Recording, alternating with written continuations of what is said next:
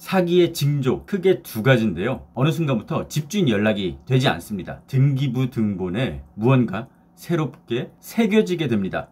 시간은 결코 세입자의 편이 아닙니다. 낌새가 이상하면 즉시 움직이시길 바라겠습니다. 전세 사기 수법 제가 시리즈로 다루고 있습니다. 설명글에서 링크 참고하시길 바라겠습니다.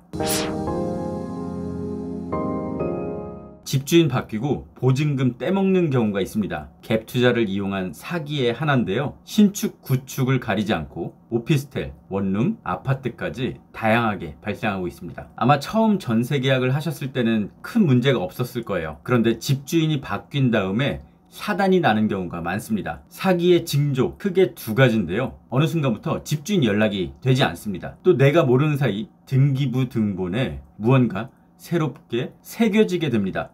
이런 경우가 있다면 즉시 바로 조치를 해야 되는데요. 사실 세입자 입장에선 마땅한 방법이 없습니다.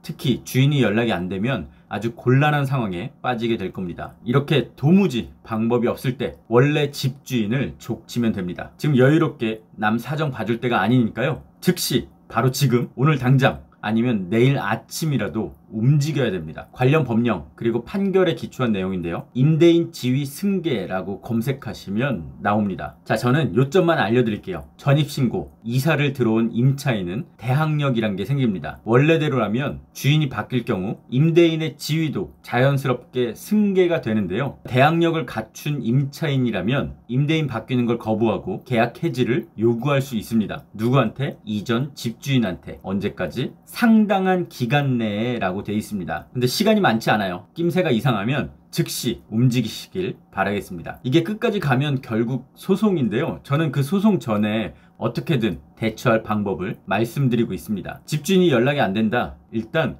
카톡, 문자라도 남겨놓으십시오. 또 중개해준 부동산 가서 새 집주인의 다른 연락처라도 확인해 보시고요. 관리실 등이 있다면 그쪽에 확인하는 것도 방법입니다. 등기부 등본을 떼면 새 집주인의 주소가 나옵니다. 그쪽으로 내용 증명도 보내시고요. 그런데 어차피 연락이 안 되는 사람, 이 단계에서 이미 비상 상황이라고 생각하셔야 돼요. 이렇게 새 주인한테 연락하면서 이전 집주인한테도 같이 연락을 하세요. 새 주인이 연락이 안 된다. 따로 연락할 방법이 있냐 물어보시고요. 원래 집주인한테 내용 증명도 보냅니다. 새 집주인의 임대인 지위 승계를 거부하겠다고 말이죠. 거듭 말씀드리지만 시간이 별로 없습니다. 변호사 유료 상담, 무료 법률 상담도 함께 진행하시고요. 이 임대인 지위 승계 거부가 대법원 판례에 나온 거라 상당히 강력한 내용이긴 한데요. 각자의 계약 내용, 상황에 따라 달라질 수 있으니까 꼭 법률 상담을 받아보시길 바라겠습니다. 시청, 도청, 마을 변호사, 대한법률 구조공단, 한국부동산원, 서울시 전월세 보증금 지원센터